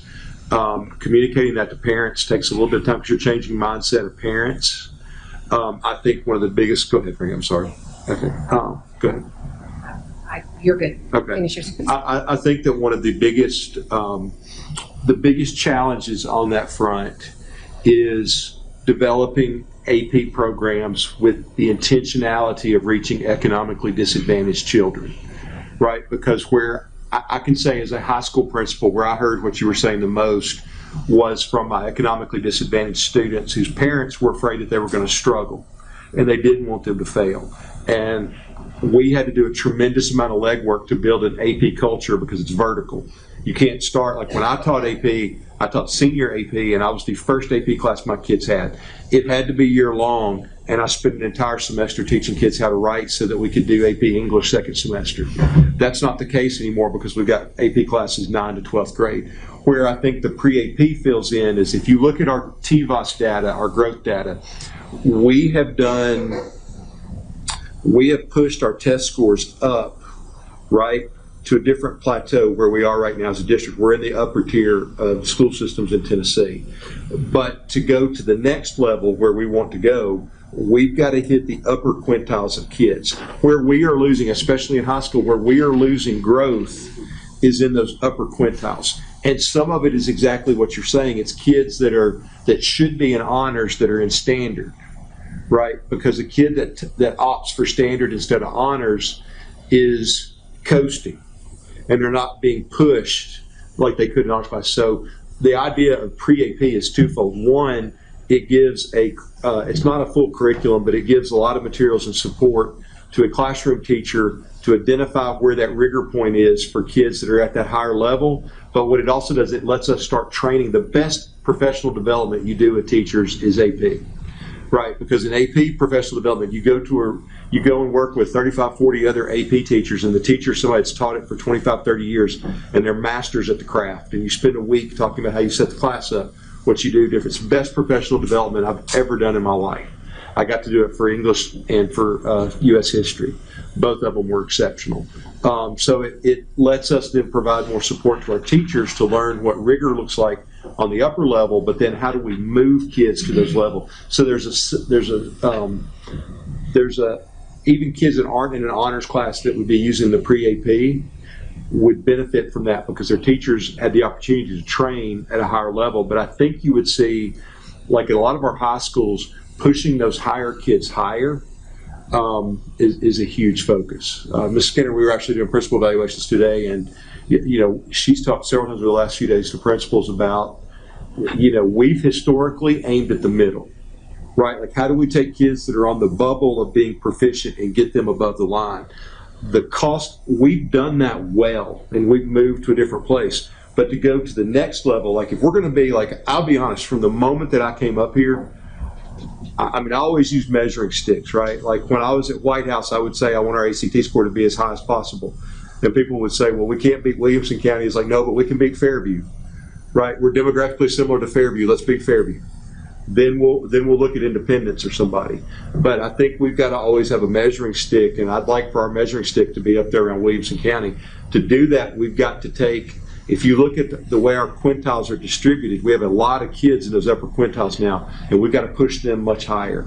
And that requires a significant amount of rigor, and I think that's what Ms. Skinner's team was working hard on doing. We're also working with leaders and teachers on how to identify exactly, put faces to names of students, so they know exactly who they are and how far they need to go to get there. So TBOS status gives us that information. So we've done a lot of work in the last couple principal meetings, getting leaders ready or they have an understanding, but a deeper understanding of how to get to a kid name and know exactly what they need to move to the next quintile. Yeah, I know like Dr. Sawyers, for instance, is working at Hendersonville High School right now to reach into, like Miss Avery has done a tremendous job at Hawkins to say, like, we want Hawkins kids to have the same experience at Hendersonville High School that Ellis kids have. So they're all working together to make sure kids are represented in those honors classes and advanced classes, but we're going to have to be really intentional and go out, like Science Hill in East Tennessee has a phenomenal AP program, and they go out and intentionally recruit economically disadvantaged students and encourage them to take AP classes at an earlier age in high school, and then they scaffold around them so that they have a good experience. And what they found is they've been really successful, and that's something that we need to look at doing, because to me, economic development, that subgroup is the one that we need to focus our highest kids and our economically disadvantaged kids, because to me, fundamentally, there's nothing about race or ethnicity or anything else that predisposes you to learn faster or slower. But economic disadvantage removes opportunities from kids, for instance, that my kids had. So how do we step in and scaffold up to support those kids? I absolutely agree with that. I think that we need to look at our kids and say, yes, you can. I've said multiple times, I'm competitive and we want to compare to Williamson County, and I see absolutely no reason why we can't compete with them. I get frustrated year after year when they announce their national honors kids and so forth, and then we announce ours and I'm like, why are our numbers not closer? But I also think, and part of this is because my daughter's gonna be a senior this year or next year, and we got registration information. So two, just conversations having with parents. Do you feel like, obviously I'm a big proponent of AP. I tell kids, to look into AP. There's obviously lots of advantages to that, but also dual enrollment classes. Have we, I feel like there's parents that are unaware. Communication, like I feel like it's kind of crazy that we're in an era where there is so much communication, but then there's still so much that falls through the cracks that parents don't know. And I don't necessarily know the best way for us to reach the parents, for them to understand, and even for our students to understand. Because even with some of those, higher tiered students who maybe they don't want to take an AP course, well, okay, you're not don't take AP, but then you can do a dual enrollment class, still getting higher instruction, still getting college credit, type of thing. Kind of as well with, economically disadvantaged students, kind of that same thing. But it's and because there's a lot of, I feel like some parents don't realize that their student can take 4 classes that are paid for. Now, I think that we have to pay for books or a small fee within that. But just making that awareness. And like I said, I don't know necessarily the best way to get that information out there and to continue to promote it and to let them know, hey. Yeah, I think it's a concerted effort. It starts at the school and it starts with parents, right? So there's always going to be an aspect where parents have to make the best decision for their kids that we have to support. But we also want to provide parents with the highest level of information. I think one of the changes that I'll be completely transparent. The only part that I really love about the new report card is what they've done in high school, right? Because we have a metric, you'll see it on our center called Ready Graduate.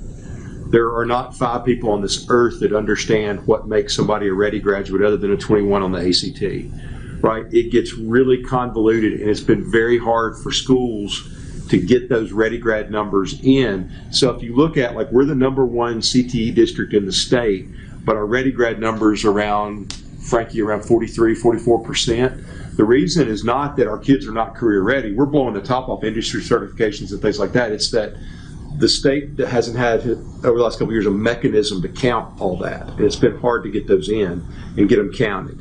What they have done they've streamlined this on the new report card.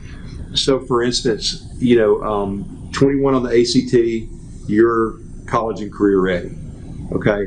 But they've also identified like a dual enrollment, a dual credit. There's a tiered system, and it's way easier to explain to parents.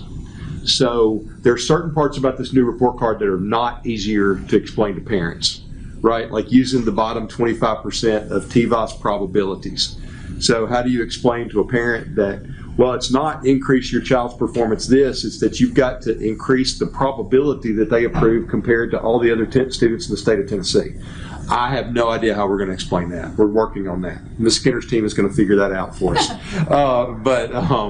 But the Ready Grad, the way that they're reworking Ready Grad makes a lot of sense to me. And Ms. Andrews, I think it will feed into that because it's hard to communicate some of these things to parents or to ourselves when it's not really clear what the metrics are.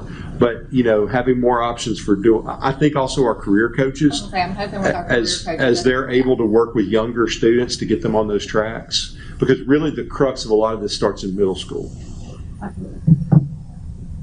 Thank you, Ms. Andrews. Mr. Daniels? Yeah, I just wanted to comment on the question about the dual enrollment. Both my daughters took dual enrollment classes when they were in high school. And, one of the benefits that I saw is either one, it provides some flexibility to take a lighter course load in some cases, especially if you have to work to pay for your education, or two, it allows you to take a more aggressive workload so that you can graduate more quickly.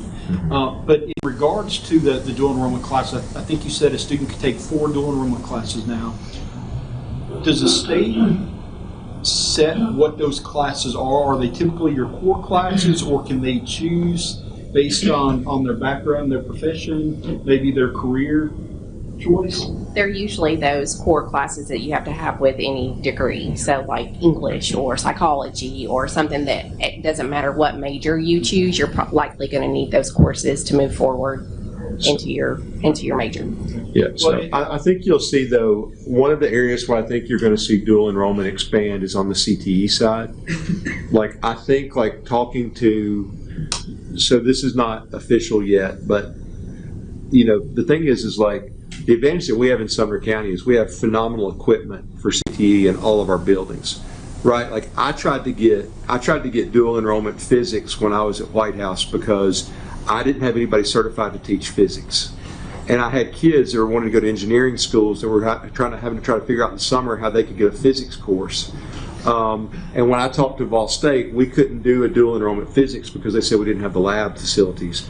Now we do, so we could. We're not doing that currently because colleges have a hard time finding physics teachers too, and they're filled at their school. But we've got the potentiality to do that. We also have the potentiality to do some dual enrollment CTE courses through the TCATs, where they push instructors out to our building using our equipment and our classroom space. And I think you'll see. And that's kind of where I was going. Ms. Andrews asked about, how do we get that information down to the students, to the parents? When we look at career pathing for students, a lot of times it's, if you want to do this, you take these classes, you want to major in this, you're considering this, do this. I think within the CTE programs, if we had paths that showed, hey, we would recommend you take this AP class if you're pursuing this. These are dual enrollment class options if you want to pursue this degree. I think of the medical field, nursing, knocking out some of those core classes so that you can get it, nursing programs getting in a semester earlier. Sometimes off cycle, it's even easier to get in, if you're going in starting in the spring versus the fall. And so I think all of those types of things, being able to share that information with students and even the parents, most of the students that are involved in those CTE courses, their parents are probably aware of not all the time, but are maybe a little bit involved in what they're doing. So getting that information home to them might be a little bit easier through some CTE days and things like that. But I think that would be something that we could look at doing, is not just career pathing out. Here's the honors class to take to get here, but also on the CTE side, here's some things you can do to more quickly get here. Ms. Skinner, do you want to talk about CTE? Well, I was going to talk about our career coaches and how we're trying to kind of flip the narrative about what are you passionate about, what do you love, and then how do you get there? What does that look like? Here's a pathway for this. You make this much money, but you have to take these courses here and these courses here, and just really outlining a multiple of career paths and not your normal college major. So we're really working hard to do that with our career coaches, starting younger in middle school. Do we still have, I know pre-COVID we had the 8th graders do a career presentation. I think there was a career day tied to that. Do we still do that? We do. Okay. And I think along with that, if you look on our CTE website, we have the career guide there, and it spells out kind of what Ms. Skinner was saying. So it lays out the path. And I think when we were at the meeting last week, they were talking about they have these trees that they're putting in each, not real trees, they're posters, but it's got all these different career paths, and kids can put where they want to go, and it says like, this is entry level, this is professional level, this is this, and they're going to build that out with salary scales and educational requirements so that it's a very visual tool for parents and students. I just remember when my kids were going through an 8th grade and going through that, like my son came to me and was like, we pay for internet? Yes, it's not just free. We have to pay for, because they're budgeting, thinking about this career and buying homes, and what's a mortgage, and what's an interest rate, and so it really got them thinking not just about where they were, but where they wanted to go, and how I'm getting paid $12 an hour. Well, that $12 doesn't go as far as maybe you think it does when you factor in all these other things. And so I think that sometimes opens their eyes. And whether they're going through a CTE path or a pursuing a college degree path, the more information they can have, I think would make it more likely for them to take those either AP classes or dual enrollment classes, maybe to help them get there a little bit quicker. So thank you. Our students do have opportunities to pursue a college career and take a CTE class, right? Because some of that works together as well. And so just figuring out what it is they want to do and giving them the best possible classes so that they're prepared. Thank you. Mr. Daniels, Mr. King? Yeah, just a question on the K through 8 reading ELA curriculum. Is it aligned with the TN Ready test? How is it aligned with TCAP, with TN Ready? Well, the curriculum is a knowledge building curriculum, so TCAP testing is more cold reads if we're talking about apples to apples. But there are pieces that are built into the curriculum that mirror test style questions, like different A/B parts, this type of question, that type of question, so that they're familiar with the testing styles. But our curriculum is built on, you learn, it's based on knowledge building, right? So you have one topic and you learn nonfiction, fiction, all the things you possibly can learn about it in that module, where TCAP is a cold read. But our teachers do a really good job of layering that type of material in so that they're prepared. So we're letting them supplement the curriculum in order to do the test prep. Yeah, absolutely. Because but there is test prep pieces in our curriculum. What's that? There are test prep pieces in our curriculum. Okay. And right, so there's a certain style of questioning on the TN Ready that I just want to make sure that, you know, teachers are bringing in some of those styles of questioning into the, you know, supplementing and bringing that into the curriculum. And so you're telling me Yes, that sir. they are doing that? Yes, sir. Okay. Thank And we also benchmark with Mastery Connect, and that's about 95% aligned with TN Ready. So we wanted to measure to make sure that what we were doing moves with TN Ready. Thank you, Mr. King. Thank you, Ms. Skinner. Looks like we're moving on. Next item is discussion of parent book challenge. Dr. Langford. Yeah, I think, so we have Hey Kiddo up for a challenge. It was challenged from Ellis Middle School. We're able to discuss, you've got the packet there with the challenge, and you're free to look at that and happy to answer any questions. Do we have books or do we just need to Well, have so enough books? here's the interesting thing about that, Mr. Lancaster. I don't know how else to say it except just to say it, but we haven't always brought our books back. And so right now I think we owe $375 in late fees to our library. No, I'm kidding about the dollar amount. But we've not always managed to return our library books. And so, you know, we're... You got names, you can list them out. I know I brought mine back. I feel like if you talk to our librarians, they'll let you know. But you know, I think the dilemma with that we have is we have to decide as a board if we want to order copies of a book that might potentially be removed, or do we want to go to the schools and look at them, or internet, or YouTube, or you know, whatever else. If you really want us to get a copy, just let me know and I'll get you a copy. I just need to, I mean, I guess, are we voting on this next Tuesday? Is that supposed to be? I think that would be the other conversation that you. If I got to order it off Amazon, I mean, you know. Yeah, and I think that's something for you guys to decide. Do you feel comfortable voting on it next week, or do you want to put it on your December agenda to give you time to review the book? And, you know, I think that's just a decision you guys need to make. We can do that, yes, I used to.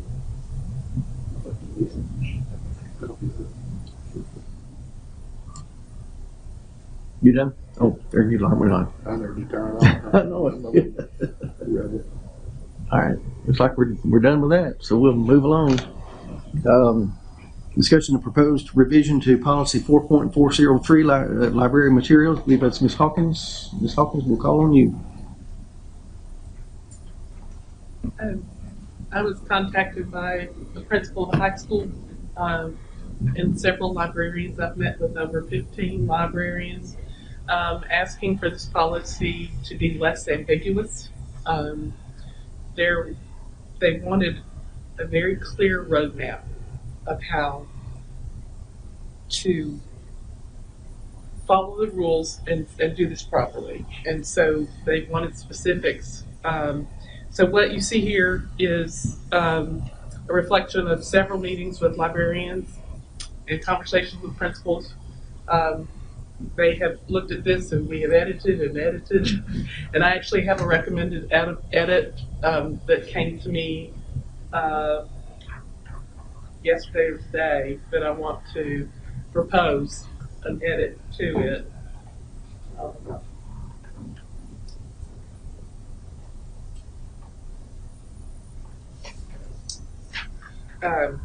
Under the definition of complainant, and I'll just read it and the proposed amendment. Complainant means a current SCS employee, comma, a student where the challenged library material is physically located, comma, or parent/guardian of a student at the school where the challenged library material is physically located.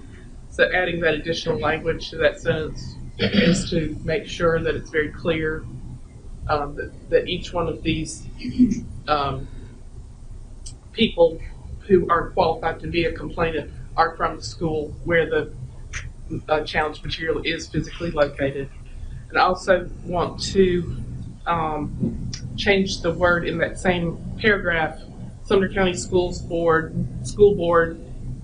quote unquote board, members shall not be complainants. And remove may and replace with shall.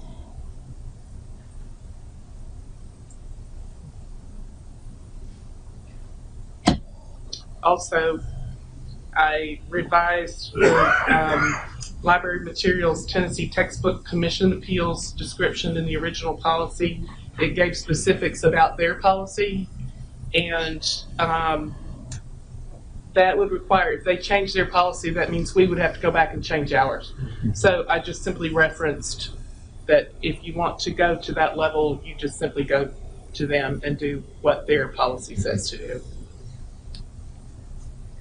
Also, I don't know why some of this is underlined because it's not in my copy. I think somehow it transitions to this, transitioned to some places it's underlined, but I didn't do that. So it has no significance where it's underlined.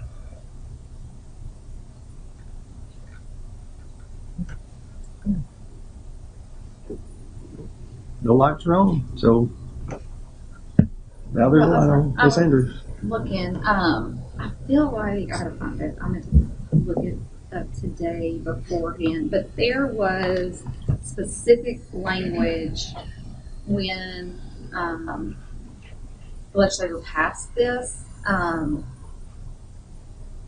that it clearly says that we were to develop a procedure, and it specifically laid out what the wording was, and it was like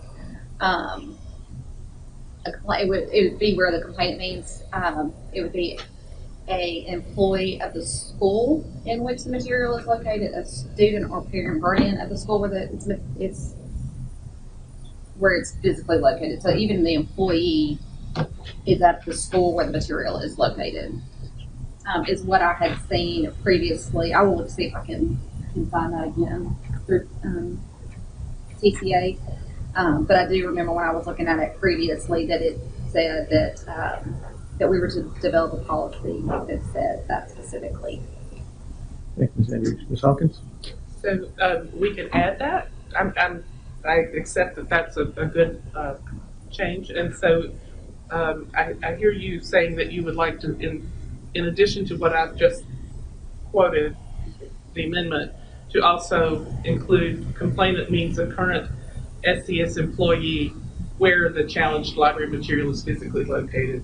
So just include it after each. Yeah, I'll find where that, so just mirror that to what was laid out within state. So, I mean, it would, whatever that wording is within state law, just like put it and how I had it originally was intended to be each one of those described people, the employee, the student, the parent guardian, all of those were to have fallen under where the challenged library material is physically located. But if we want to tighten that up for legal reasons and for clarity, then after each one of these described people, SCS employee, where the challenged library material is physically located, comma, student, where the challenged library material is physically located, or parent/guardian of a student of the school where the challenged library material is physically located. So it's repetitive, but it tightens it up so that there's no question that